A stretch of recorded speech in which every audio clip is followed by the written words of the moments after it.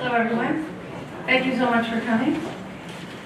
We're delighted to have you all. In fact, quite a few of you are here for the second time today. So thank you for making that extra effort to come back. My name is Penny Wright. For those of you whom I haven't met, welcome to the Rogers Memorial Library, where we do a lot of programs for adults. And after this presentation, please take a newsletter which has all of the things we're doing in September and October, and several of the flyers that we thought might interest you the most for this audience. Tonight we're so delighted to have Don Fisher here with us, whom I hadn't met until this evening, but I'm already glad he's here. And I'd like to tell you a little bit about him.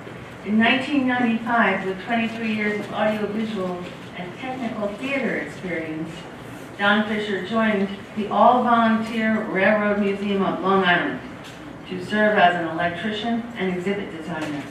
By 1998, he had been appointed assistant site manager for the museum's Greenport property, and a major rehabilitation of the exhibit hall was underway. In 2001, an opening occurred on the museum's Board of Trustees, and Don was asked to fill that position, serving on the Buildings and Grounds Committee and the Events Committee. In 2007, he was appointed to the position of Vice President and became co-chair of the Steam Locomotive Number 39 Restoration Committee. Since October of 2008, he served as President of the Railroad Museum of Long Island, and he continues to lead the restoration process on Locomotive 39. Please welcome Don Fisher.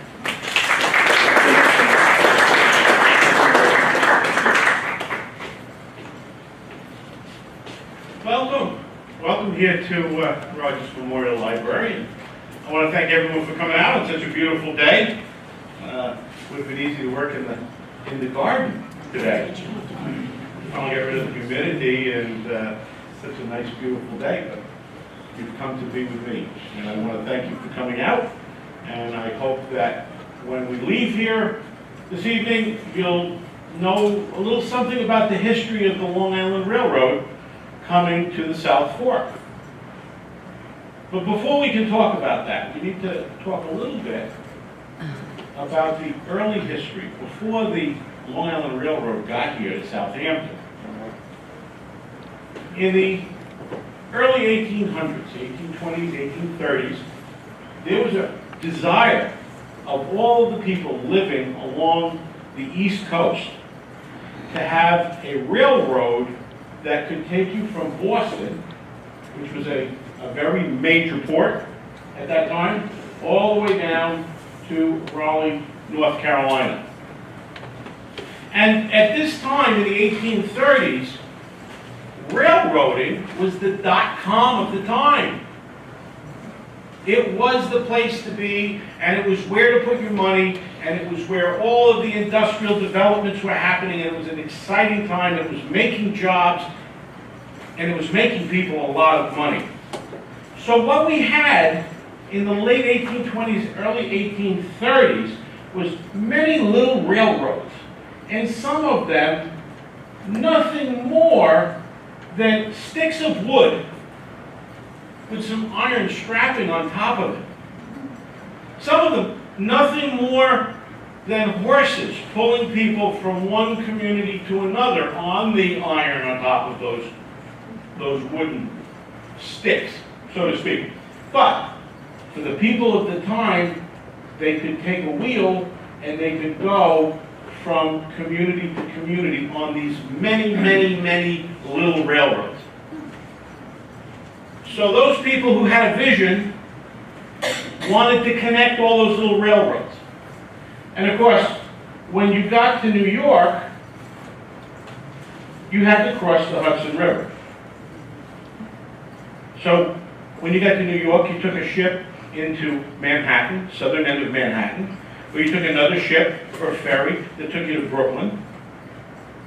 And how did you get to Boston? We had a real technical problem. There were little railroads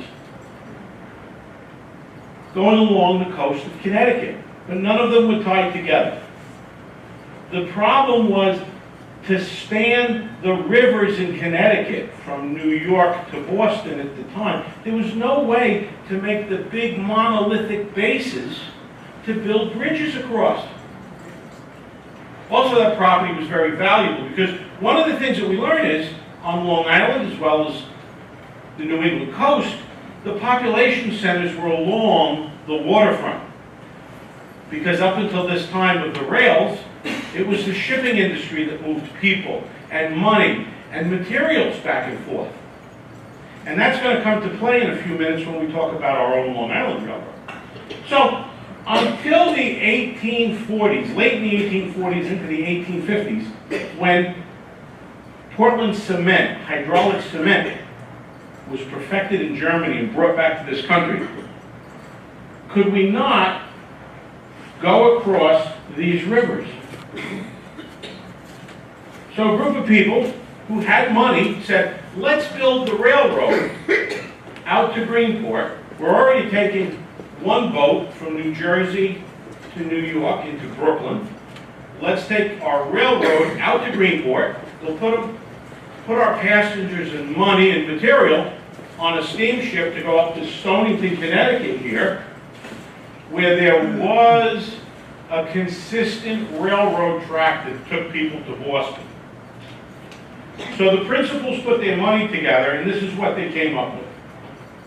From the foot of Atlantic Avenue in Brooklyn, where the primary terminal became for the Long Island Railroad in 1834, the principal said, let's go through the Pine Barrens, because, as I've already stated, nobody lived here. Farmers felt that that sandy, oak-filled and pine-filled soil was not conducive to good growing. So on Long Island, as in Connecticut, all the people were up along the North Shore and along the South Shore. So what do you think the value of that property was down the middle of the island? These guys were very smart. They put their money into scrap property, and it took them 10 years because there were financial ups and downs from 1834 to 1844. But during those 10 years, slowly but surely, the Long Island made their way to Hicksville and down through the plains and Hempstead, out through the Pine Barrens. They did get some resistance on the North Fork. The farmers were not happy with them bisecting many of their valuable fields. Many a cow was killed by the iron horse as it went to Greenport. But by 1844, we had the Long Island Railroad, and instead of a 4 or 5 day trip to Boston, we had an 11-hour ride. Train, boat, train. 11 hours you could be at Boston. We started here, East New York. The very first 12 miles of the railroad from the foot of the East River up to Jamaica wasn't even owned by the railroad. To Flatbush Terminal and then on to Jamaica, the Long Island Railroad actually leased the road from the Brooklyn and Jamaica Railroad, who didn't have money to buy locomotives. So these two companies came together. You've got the tracks, we'll buy the locomotives, and the Long Island Railroad ran the first 12 miles to Jamaica on somebody else's property. We eventually got to Greenport, and by the early 1900s, this was a going, happening place. Not so much for the travel to Boston by 1900, because what we found was when they got to Greenport in 1844, they were very profitable, these men. Made a lot of money for the first 5 years. But remember what I said about the Portland cement coming over from Germany, and now we could build these monolithic bases? Those little railroads throughout Connecticut came together and eventually became the New York, New Haven, and Hartford. People could leave from Grand Central Terminal in Manhattan and be in Boston on one seat in 11 hours. So you can imagine what happened in 1850 to the Long Island Railroad. And I like to say we have been paying for the Long Island Railroad since 1850, and we continue with 2% of our income tax every year. But the railroad, and now we're going to move toward the South Fork. The railroad was there. And people wanted to make money with it, and you could make money with it. So the focus changed, and by 1900, the reason for this fantastic setup in Greenport with a 4-stall engine house, a turntable, a palatial passenger station, and a big freight station was because the people who ran the railroad realized if they were going to survive and make money, they had to take care of Long Islanders, and they did. And this was the railroad dock, the front of the station. It was a grand place. There's a place here for a yard master to be up at the top and look over. And vestiges of those early days when the coaches came right out onto the dock and the passengers moved from the coach onto the steamboat to go to Stonington. Now, while the Long Island Railroad was working this New York to Boston line, other wealthy men at the time realized that they needed to get along the South Shore and along the North Shore. And they stayed where the population centers were. And a South Side Railroad had started in Long Island City and had worked its way down into Rockaway Park and eventually made its way out to Patchogue. And the South Side Railroad, by 1867, went to the New York State Legislature and said, we want to end up in East Hampton because we see the South Fork of Long Island as being the place where money people, vacationers, people for their health would want to go. And the Long Island wasn't doing anything out here.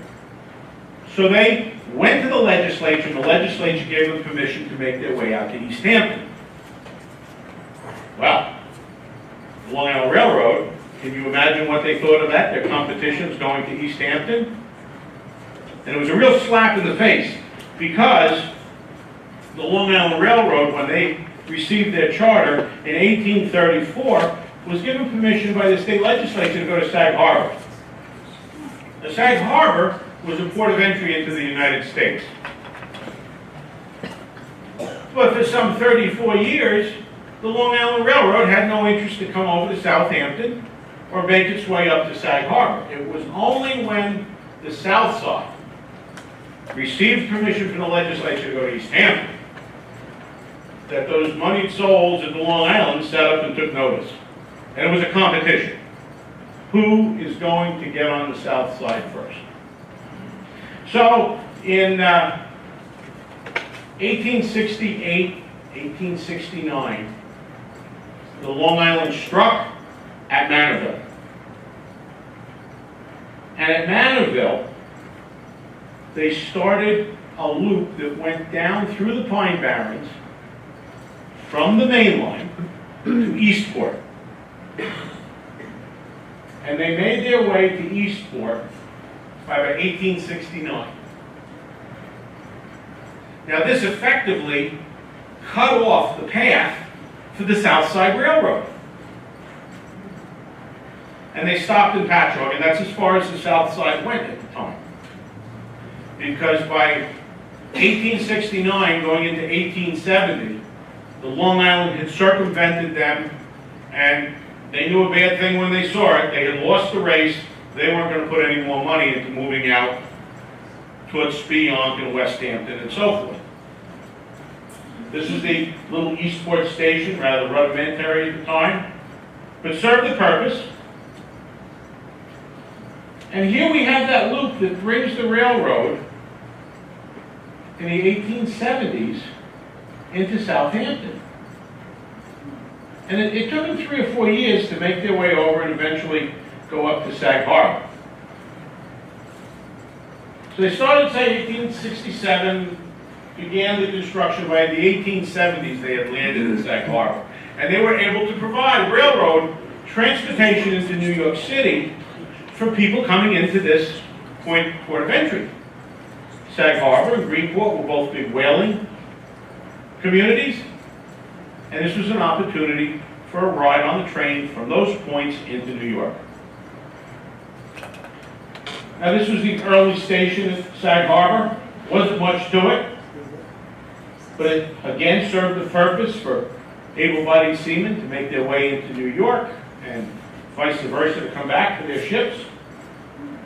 And of course, railroading has always been a dangerous enterprise, more so in the early days, and here we have a locomotive at Sag Harbor in the early days that went off the end of tracks, and this was fairly common.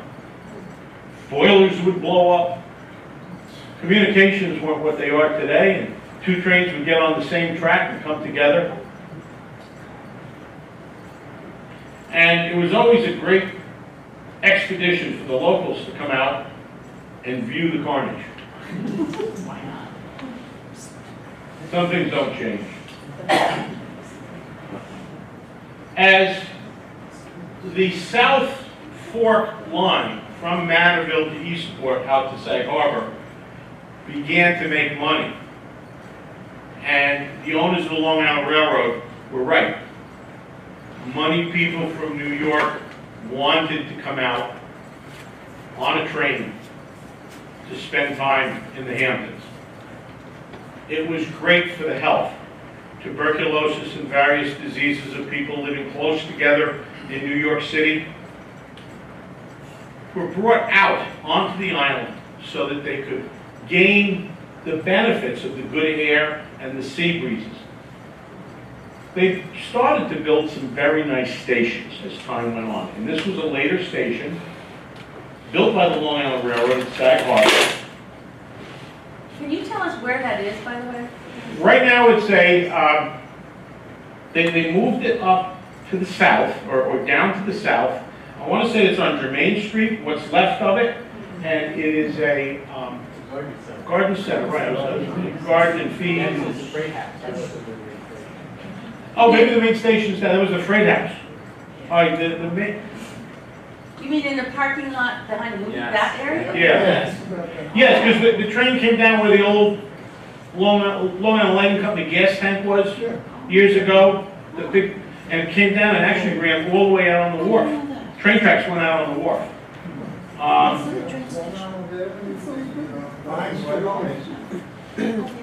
I don't think so. It may have ran parallel to Long Island Avenue.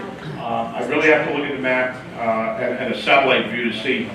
That's another thing when we do research for this. We look at current satellite pictures and we look for changes in tree lines and color. And this is how one of the ways that we find where the abandoned lines actually are from days gone past. I'd have to look at that. Now, they had a little what we call a doodle bug. This is a little gasoline-powered single coach that ran back and forth to Bridgehampton.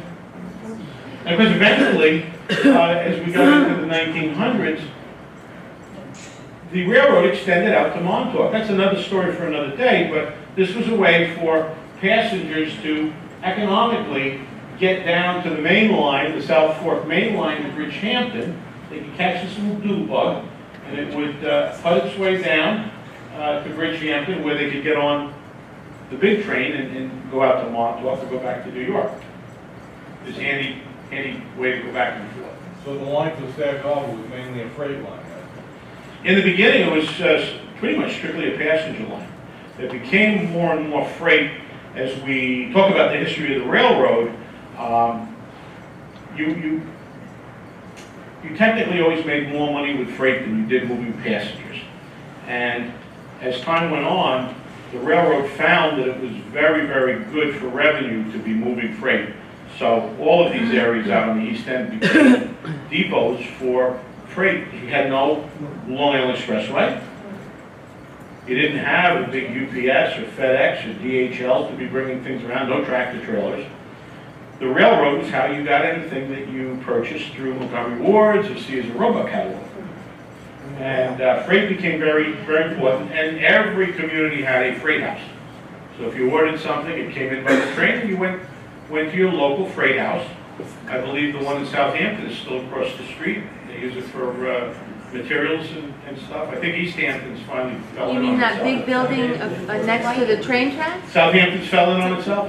Okay. Electrician owns it now. Oh, that McLaughlin building? We find that what the railroad does when it doesn't make money on a piece of property or on a piece of material, they pretty much just leave it and let it rot. And we're gonna get into some pictures of how things have changed from the heyday of the railroad to today. Now, at Manorville, and there's evidence in satellite pictures that also at East Hampton, though at East Hampton I haven't found anything written, but definitely Manorville, we had a Y.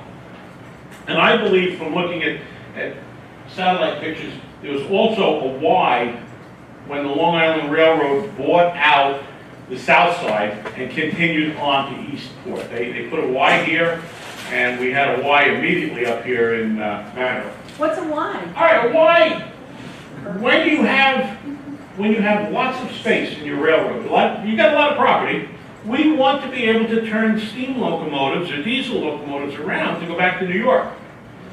And the cheap way to do it is, if you've got the property, to lay tracks in a triangle shape with a switch at each of the 3 points of the triangle.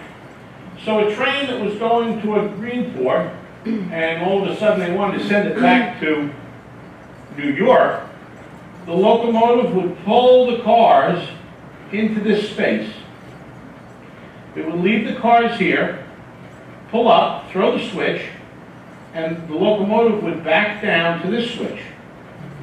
Throw the switch again, and the locomotive would travel north, get back out on the main line, throw the switch, back up to the cars, and now the locomotive's on the west end of the consist of cars, and they can go back to New York. Now, if the railroad was on hard times, or if they didn't own a lot of property, what they would do is build a turntable, which was basically, imagine, a bridge, flat surface with 2 girders.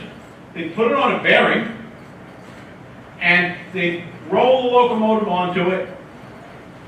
It would be nicely balanced, and either manually, electrically, or with pneumatic motors, they would literally turn the bridge and then drive the locomotive off in the other direction. But wise, if you had the property, and remember what we said about all of this Pine Barrens property at the time, it was cheap. One thing they had was a lot of property. So they had a Y in Manorville, they had a Y at Montauk, which is still used to this day. I believe there was a Y here when they connected up to Patchogue. Greenport, because they didn't have much space up there, Greenport always had a turntable. Yeah. So what happened, and remember, Greenport is also a very active, busy whaling port, as is Sag Harbor.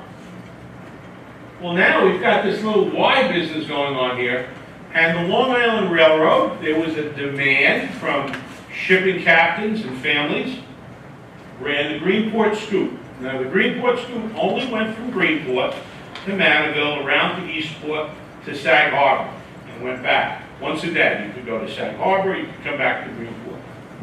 And they made some very nice revenue with that, carrying passengers, mail, money, and so forth. And again, remember, we had 2 shipping points, and it was a great way to move people and passengers. Now, in time, other stations were opened up along the South Fork, and due east of Eastport, we come to Spion.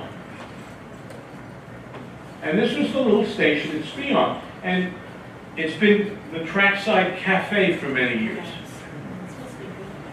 And over the years, as passengers, the numbers rose and fell, they stopped, the Long Island Railroad stopped using their buildings and closed them up and offered them for rent to other groups and agencies and businesses.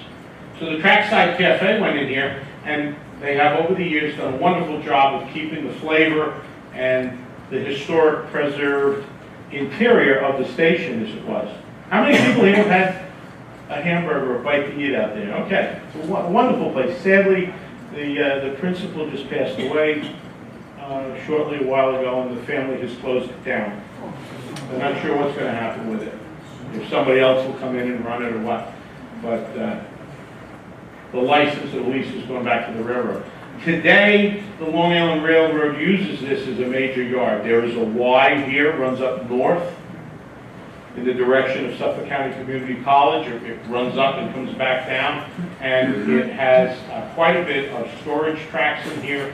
And it's a place where the railroad uses for storage and maintenance of way work. Oh my goodness. Here's West Hampton, 1879. This is 9 years after they got to Sag Harbor. This is almost what we call a whistle stop. You know, if you weren't out there with a red flag, they may have gone past you, but it's obvious, though, that West Hampton has some importance to the railroad. We have here a freight house as well as a passenger station. And although they're small, West Hampton had its own station. What did they weigh, these buildings? I'm sorry, any kind of commodity that was going to be shipped, they based, just like the post office does today, they based the tariff for the cost of shipping from point A to point B on the weight and the size of whatever it is you're shipping. So, the scales were important throughout the railroad industry and throughout the property. By 1905, obviously, people have found West Hampton. And the railroad has seen fit to build what is a lovely station. And the station agent and his wife and family would live upstairs. And during the day, he would operate downstairs. And many times, the wives knew what to do in the train station, handling tickets, handling baggage and materials that were going onto the freights or into the baggage car. And she would assist them, and they would pay her. They would pay her. Sometimes she had to cook for the other males that worked for the railroad, and they may live down in the basement. If there was a baggage handler, if there was someone there who helped with moving things and maintenance in the yard, they lived downstairs. Usually they were single males, and she'd have to cook for them. But she was paid a stipend, and of course, they got free lodging upstairs. Here it is today. This is in 1996. You're going to see a number of photos in my show. We have a collection of valuation photos from 1996 from all over the 700 and some odd miles of Long Island Railroad territory and property. And these were taken for insurance purposes. And we think back, 1996 was a year after the wildfires, and the station did, during the wildfires in 95, catch some damage along this portico. But here we are in 1996, all fixed up. Notice those lovely supports, and here they are in 1905. Again, because it was the dot-com of the time, it was where money was made, people really appreciated, and so many people worked for the railroads.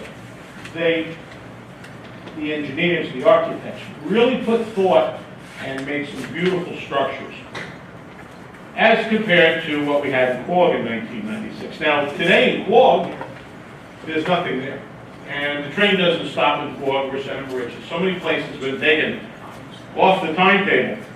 But I don't have a photo of what Quogue had. It was probably smaller than West Hampton, but sadly this is what they ended up with. And now that's not even there. Now, Hampton Bays, I do have a number of photos from Hampton Bays, which will take you from the early days, early 1900s to today. And again, this is not, I mean, I'd live in that, wouldn't you? Sure. I mean, there's a lot of space up here, well-built, certainly withstood the hurricane of 38, and just a wonderful facade. By 1996, it had been torn down, much to the upset of people in the Hampton Bays and their historical society. but it was gone. And remember what I said, railroads tend to abolish and abandon, they don't even usually tear things down, but it got so bad, they tore it down. And in 1996, we were left with this little kiosk that barely got you out of the wind. Today, again, with modernization and the bi-level coaches, nobody can get off the train and just step onto the asphalt like they used to. We have high-level platforms throughout the system, and this is Hampton Bay's train station today. So that's quite a jump from there. It's important to recognize and know, and in the preservation history department that I'm in, I'm always telling rail fans and people that volunteer at the station and bemoan this loudly. You need to understand, the railroad is not there for the rail fan. The railroad is there to make money. It's a business. And hard decisions are made and beautiful things are cast aside for something new and modern technology changes. So at the museum, we do try to preserve and save as much as we can. We can't always save as much as we want to, but we try to hold back some of the arms of time on the clock. And if you come by the museum sometime, you can see some of the things from the days going by. Now, interestingly, I did some research for the Hampton Bays Historical Society back in the spring of this year, because this is their Newtown Road overpass. Now look at that date. So this year, this bridge is 100 years old.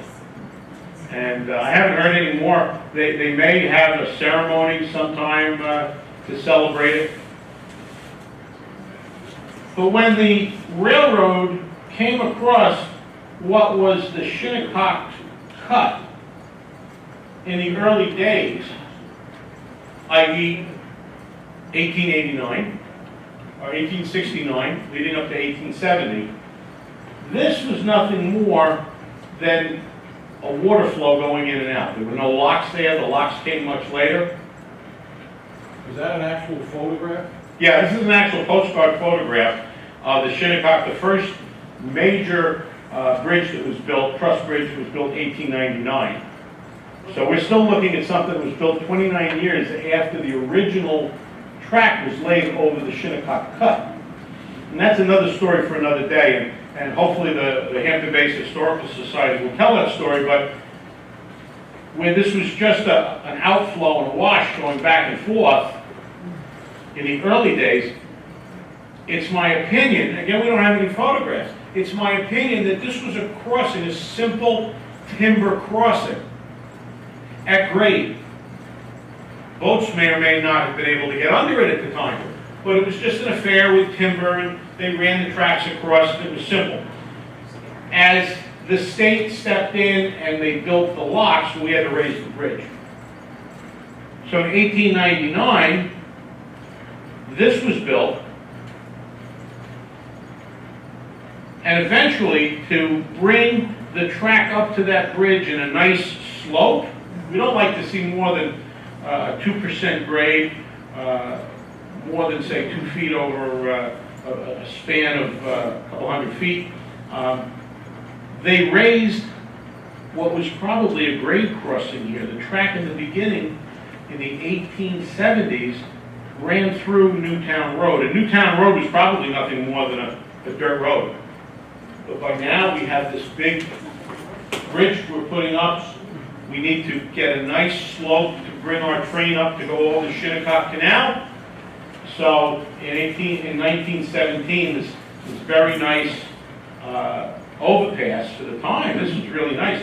You figure, horse and wagon, buggies, you could run 2 through there, and people walking and a couple of bicycles at the same time.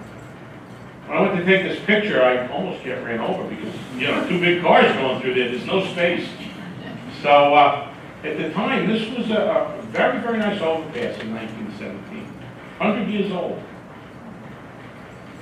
Now, in 1931, the old bridge wasn't what it used to be, so they took it down and built this new bridge. And they've done a nice job taking care of it and keeping it in good shape, and it still stands to this day. and that's bringing us into Southampton. Now, years ago, there was a Canoe Place station, Canoe Place Inn. It was probably not much more than a flag stop during the winter, but during the summer, people coming out to Hampton Bays and in this area, they could literally step off the train and get in a buggy and go down to the bay, or go up to the bay, either side, right? The two bays, Stefanik or Shinnecock Bay. So it was nice to have a station there. And then moving out into Shinnecock Hills, here's the station, which was, it's now a home. Not, these folks live in that home. Oh, there you go. Thank you for coming out, see? Famous? Wonderful. It doesn't look like it. No, it doesn't, it's much better. It's got trees. So they have a what's your deal with the railroad again? Pay monthly rent for the land and I own the, Very good, very good. and it's a historic landmark. Very, very good. Was that the original, Hill Station? Shinnecock Hills, yeah. Now, it was, for some part of its life as a Long Island Railroad station, it was considered seasonal. And they would close it up during the wintertime. Eventually, as time went on, the United States Postal Service went in there. And after the Long Island Railroad stopped using it as a ticketing station for people to get on and off, the post office continued to have a Shinnecock Hills station there for the postal. And at that time, what they did was all of the outgoing and incoming mail was put in sacks and hung off of this crane. And here's your home in the background. So I believe this is to the west of your home. If you take a walk out in the weeds in the woods there, you may find a concrete pedestal. And that concrete pedestal was where the crane was. And here we have the RPO, the Railway Post Office car coming along and grabbing the sack of mail. Now, they would have already thrown it or would be throwing the new mail coming in out at the station. And the station agent, the station master would go out and pick it up and bring it inside for sorting by the postal workers there. This was a good job. Employees of the United States Post Office rode on the trains. They carried guns, and it was quite a prestigious position to work in railway post office service.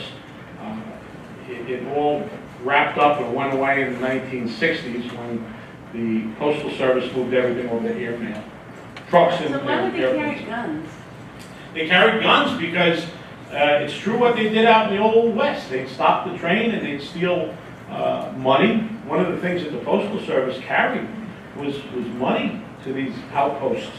And I don't know of any robberies on Long Island, but throughout the country, especially going out across the Intercontinental Railway, and you know, they stop the train and they steal the stuff out of the RPO. So early on, the Postal Service people were allowed to carry guns. So if you were in real postal service, you had a gun.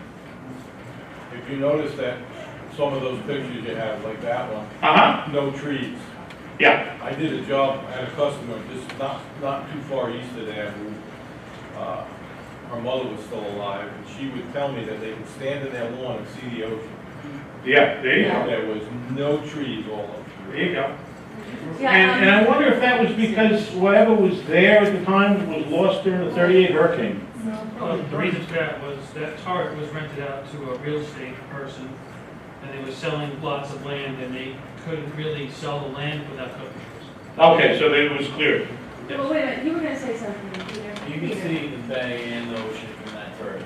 You can still see it today. No, back in the, Oh, back in the day. 40 years ago when I was, like, A wee yeah, we did. But there were There you some go. big fires out there too. Because now you've got the golf course all around you, don't you? You're pretty much surrounded a little bit more to the west. Three golf courses. Okay. We came into Southampton, and Southampton was a very important station on the South Fork of the Long Island Railroad, and it wasn't long before they built a beautiful station, which still stands today.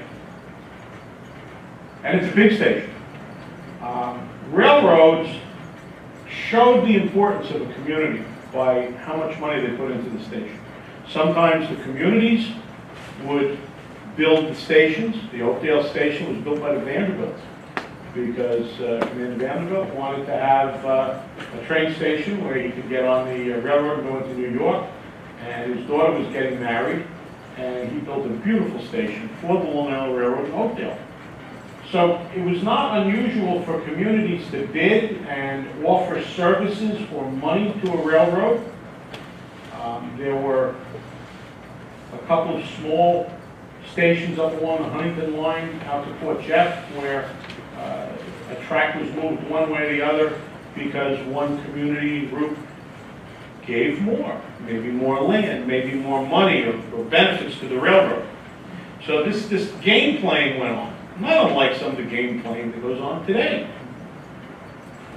So you've got a nice big station there with beautiful wings, and today you've got the high platform that was built under this so that people can get onto the new bi-level cars.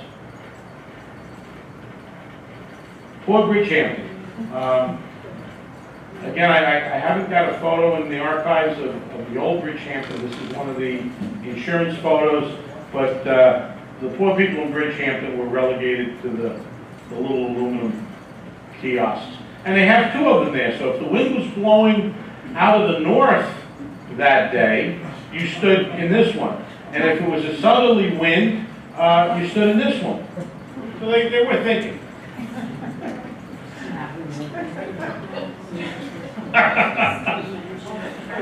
Now, the benevolent railroad. The people who could afford to come out and build some of the homes that we have here today, and that we take care of, and we continue to build, they wanted their own special trains to come out to the East End. And we had the Shelter Island Express that ran along the north shore to Greenport. The people that came to Greenport and went over to Shelter Island every weekend, and that was the subject of the 1936 Pickle Works wreck in Calverton. It was the Shelter Island Express that crashed there with loss of life. On this one here, yeah, it's a good. They did have some good stuff from the Pennsylvania days. Took them a while, but eventually Pennsylvania did step up as we got into the 1920s and 1930s and started with some good. Again, that's another story for another day. But the Long Island Railroad Sunrise Special of the day is today's Cannonball. How many of you have ridden on the Cannonball? Anybody? Oh, very good. There you go. Well, this is what you used to get. We got the third rail there, so This was taken someplace up west, but this is on its way out. Yeah. It's still the Sunrise Special. Back in the day, these trains coming to the East End had parlor cars, not just a little cart where you could buy a glass of wine or a cold soda or beer. I mean, they had parlor cars where you could go in and sit down and have a nice drink and look out big windows. And for one period of time, you had sleepers that came out, and you could have your own room on your way to Southampton, East Hampton, or Montauk. Oh, there's a question here. Yes, I'm sorry. How fast would a train like that go? Back in those days, they were running 60 miles an hour. Yeah, they were almost up to what they're doing here. I think your speed over here on the South Shore is 65 or 70, I believe. Due to the distance that the switches to lower the gates, the distance that the switches from the gate on the North Shore, not because of the condition of the track, but because the switches, when the train hits the switch, the gate must be down 45 seconds before the train gets to it. That's an FRA ruling. So you understand speed versus distance. On the North Shore, the switch to bring the gates down is too close to the gate. Over there, they can't go any more than 45 miles an hour. Here, there have been upgrades. Your switches to bring your gates down are farther away. So they can get up 60, 65, maybe do 70 over here. I don't think it's 80 miles an hour here as it is in the city in West, but you're good for some good speed out here. Yes?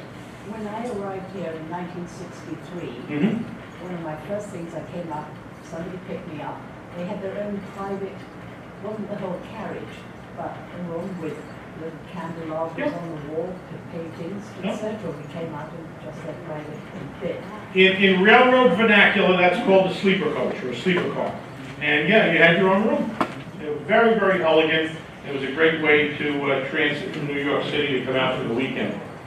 This is a typical interior of the coach of the time. These are rattan seats, and if you come to the museum in Greenport, you'll see we have a very nice collection in Greenport of the different types of seats that we used back in the late 1800s through the early 1900s.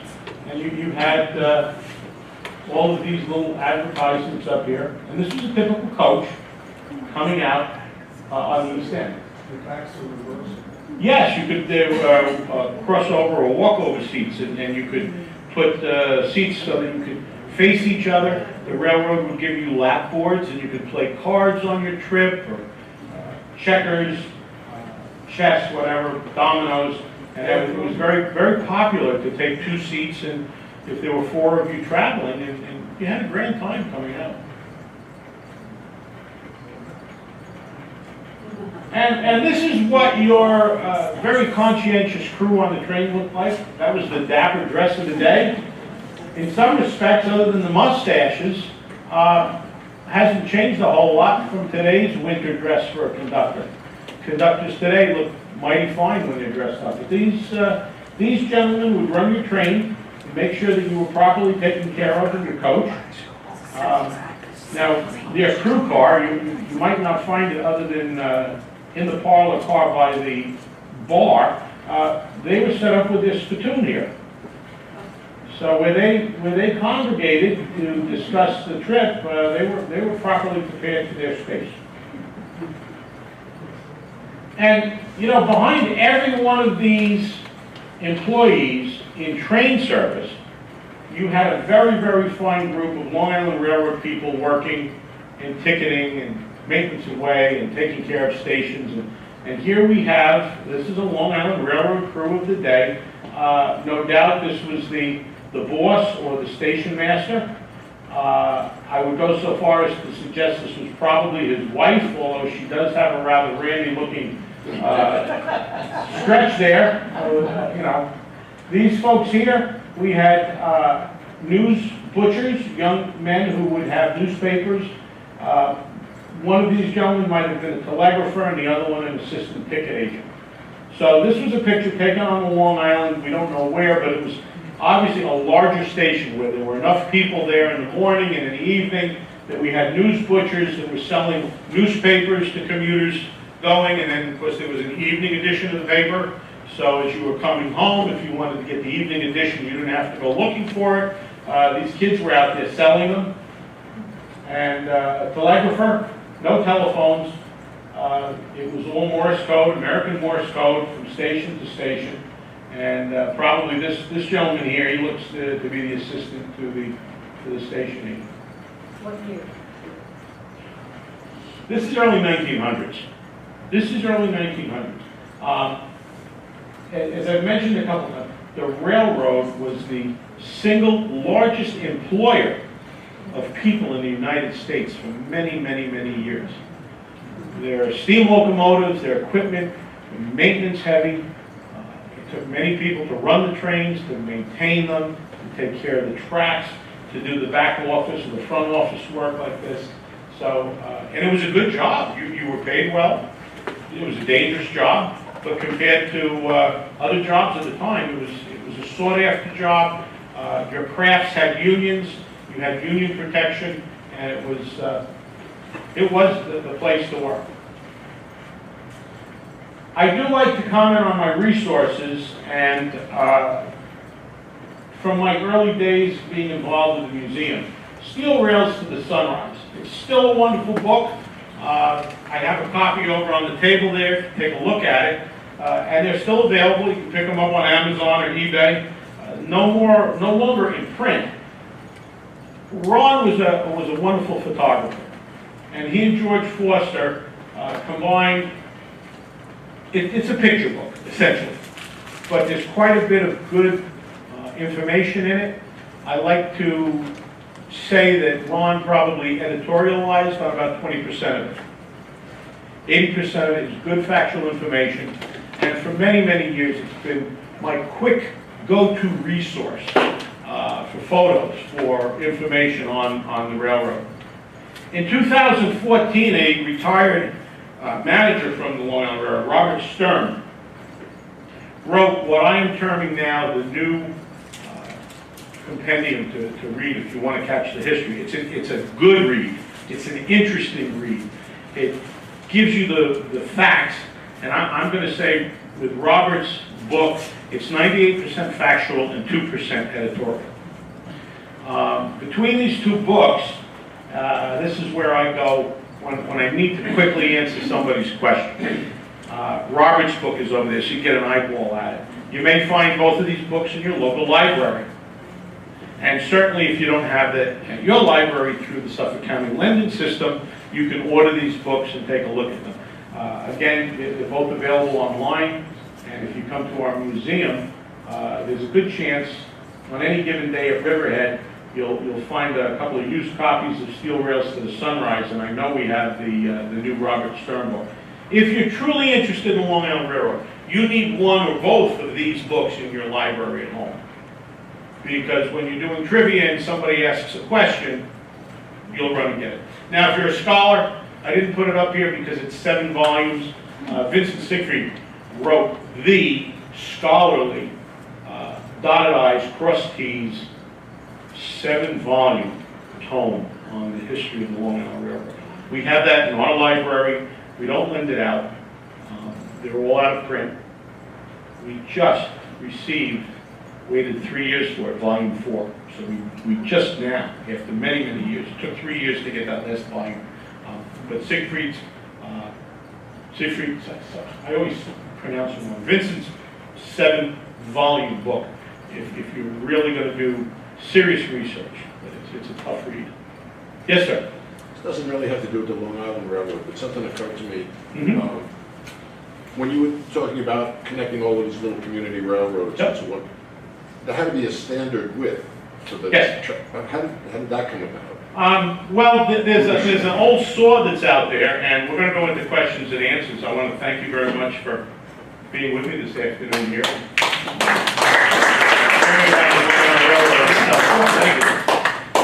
There's an old saw that's out there. It comes around on the internet every now and then about how when the Romans took over the English Empire, or they took over what became the Roman Empire, they had their little buggies and wagons and battle things, and they ran around. And the Romans, for whatever reason, had their wheels at a standard width of 4 foot 8.5 inches. And so the wagons of the day were 4 foot 8.5 inches wide, and as miners, that's where railroads actually got started in England, and it wasn't a railroad that we think of with an electric or diesel or steam locomotive. These were horses. Of course, the whole idea of the wheel, less friction, an axle turning, 1 point, the weight on the axle, 1 point, the weight on the wheel on the track, made it very easy to move ore. So the miners started using the wagons of the day, were drawn by horses, and because the standard wagon at the time in England was 4 foot 8.5, they started laying their tracks. And the story goes that we continued here in this country because we bought our first steam locomotives, beginning of the Industrial Revolution from the British. Interesting story, they brought these 4 foot 8.5 steam locomotives over, and they sent their own mechanics on the ship over with the steam locomotives. So we had to build 4 foot 8.5 gauge, is what we call the distance we had to build them. And whenever these men from England went to adjust the appliance, they would actually put up curtains, and they wouldn't let Americans get close to the machine. Well, because there were some pretty smart Americans that figured it out. It wasn't long before we were making our own steam engines. Any other questions? When was the last steam engine to come in use? The last steam engine on Long Island was one that we have at Riverhead, BEDT, stands for Brooklyn Eastern District Terminal. Brooklyn Eastern District Terminal, steam locomotive number 16. It was the last steam locomotive to be used in revenue service, where they were making money with it, along the Brooklyn waterfront, and they stopped using it in 1965. It was the last steam locomotive used on Long Island. The Long Island Railroad stopped using steam on October 8th, 1955. So the Brooklyn Railroad, a connecting railroad of many different companies that was a way without paying tariffs to get your freight into Brooklyn and around up through Long Island City, that railroad ran steam for another 10 years. We have that locomotive at Riverhead. Yes, sir? What happened to the Bud cars? All right, we on the Long Island Railroad had 2 Bud cars. And, you know, they got them as an experiment, and I believe they weren't brand new. They bought them, brought them on the property. The Long Island Railroad used them with the idea that they could save money by using these Bud cars. If you remember in my slideshow, the Doodle Bug that was in Sag Harbor, well, a Bud car, RDC, Railway Diesel Car, is a glorified modern Doodle Bug. And it had a diesel engine, and it would run up and down the tracks on diesel fuel. It was very economical, and you could carry 90 or 100 people in the car. So Long Island Railroad bought 2 of them. From the beginning, the unions didn't like it because you did away with a fireman. So you immediately reduced your manpower by 1 person. The engineer could run this thing. And many railroads across the country were using these, and the engineer became the conductor too, because they were small and they were compact, and he could easily run through and get the tickets and then just jump in this thing like a truck, put it in gear and go down to the next station, stop, people get on and off. So the unions didn't like the Bud cars to begin with. And I wouldn't say that there was a lot of resistance, but they weren't happy. And sadly, there was an accident in Yaphank, Medford area, where the lead car, ran into a concrete truck, I believe it was, and the engineer was killed. And that was it. That was it. You know, once there was a loss of life with this thing, today, all of the locomotives that you see going up and down, the cab cars have special frames in the front so that the engineer has a better chance of surviving. The Bud cars did not. Were they diesel propulsion? They were diesel propulsion. Generators for electric motors. Diesel generated to run the electric motors, and a diesel generated to run your heat and air conditioning inside, but essentially it was diesel. But didn't drive the vehicle. No. Some of them did, like the Doodle Bug that we saw, that was chain driven. But by this time, the RDCs were running to generators that made the power to the traction. It was in the back first.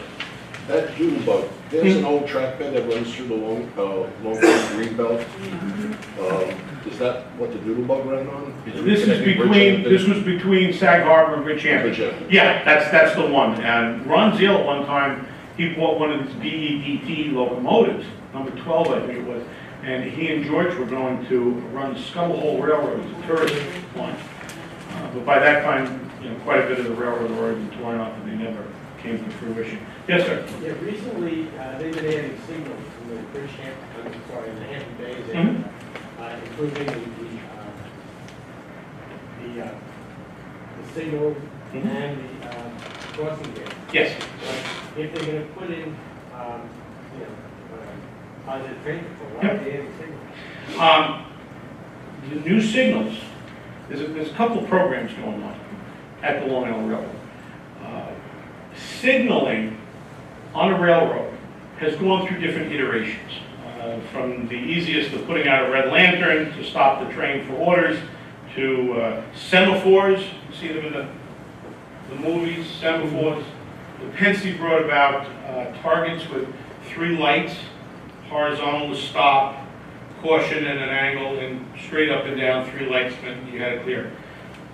Now the accepted way is to go with color signals, red, yellow, and green.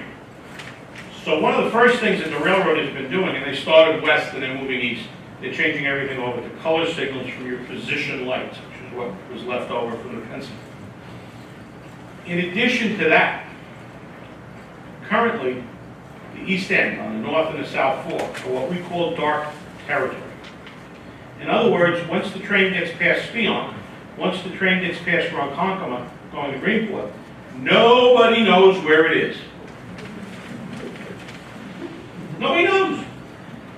Now, when you've got a bunch of trains running, what they would do would be to make up blocks. So when your train went into the Southampton block, you would have to stop and wait and hear and get permission to go into the East Hampton block or the Bridgehampton block. And this is the way we move trains back and forth. And we did it with telegraph, and you didn't move until you were told. Well, that's the way we are today. With radios and cell phones, they can get permission to move into the next block without really stopping. You know, they'll pull in, and while the passengers are getting on and off, the conductor will call back to the dispatcher and say, I'm in Southampton, and the dispatcher will look up, okay, you're good to go. Your next train ahead of you is already past Bridgehampton and is on its way to East Hampton. Because you don't want to go into the block if there's another train there, because you could bump into each other. You come right up behind him and not know he's there, and bang. That's the way we're doing railroading out here today. What you're seeing in Hampton Bays and along throughout the system, that's CTC, Centralized Train Control. Your track out here past Spionk is going to be run out of Babylon. Right now, Babylon has it all the way up to Spionk, and as this work that you're seeing on the lines go now, when that's done, all the switches will be able to be operated from Babylon, and Babylon will be able to look up on a big computer screen and see where every train is. See where every train is. Now, PTC, Positive Train Control. The Long Island Railroad, for years, has done many firsts. And we were the first railroad to have what is now Positive Train Control.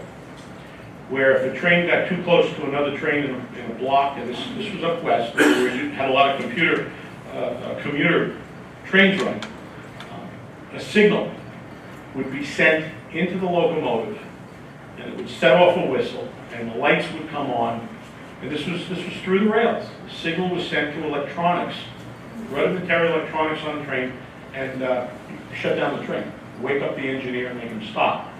Now that came into play after some very tragic accidents in Rockville Center and up on the Huntington line back in the 1950s. So we've got kind of like positive train control. Well, now PTC's coming along where it's all controlled by computers and satellites and GPS, and it almost makes it completely foolproof. And all the railroads in the country are going to it. So those are the yellow squares that you see in the middle of the tracks. That's all sensors for PTC. And that's going in at the same time these signals and this CTC. Hope I haven't made you crazy with all the acronyms. There's indicators in the station that says the train will be here in 2 minutes or whatever. We have a lot of fiber optics going in, and what's happening is more and more everything, you know, we're being run by computers and robots. And that's our future role. And those signals are coming to you through the grace of computers and fiber optics. You know where things are. One more question? Yeah, what's going on with the tracks between Hampton Bays and Southampton? The new ties are coming in, it's like every day they're doing something. It's Yeah. just a lot of noise. Yeah. Just curious. And the other question I wanted to ask you was, are they ever gonna get that locomotive, the steam one, by your museum, the one that was donated, ever gonna get that running? Tell you about that real quick. Railroads, maintenance heavy, maintenance hogs. So you're constantly doing maintenance, you're constantly replacing ties, and you're doing work just to keep things safe for the Oh, train. just curious if there was on the line being put in. No, you don't have no line coming out. The double line to Farmingdale and the triple line going into the cities And there. is there. No, we just do it real quick, and they got more questions. Steam locomotive engine 39, we are $800,000 away from what is over a $3 million project. That means we've got $2.2 million either spent in work or in the bank to get this thing done. It will not run on Long Island for the foreseeable future. We have a proposal to lease it to the Strasburg Railroad Company, who has facilities, people, knowledgeable people, who will take care of it for 48 years. May come back then, may come back for a visit, we'll run it if the FRA and the Long Island will let us. But we're $800,000 away from restoration. It's over a $3 million project, so we're 2.2 million in the bank, and we keep raising money. We've got 11 years to get the rest of the funds. How about one more quick question? Quick question. Sure. Was 39 the one that was at the Carriage House Museum in Stony Brook? Yes, it was. Yes, sir. And Ron Zeal and his people brought it to Riverhead in 1980. Thank you again. Thank you for coming, and thank you so much for a fascinating talk. I didn't even know how interesting this could be. So now we're gonna have to find another subject that he can come and talk about. It's a first-rate presentation. Thank you all for being How about the here. hotels that were all along the route? Do you know them? I don't. That would take a lot of research, because there were a lot of hotels. This guy's like one in South Pole, where I live. Well, we'll mine his, mind for ideas at some point. Thank you again for coming. Thank you again, John.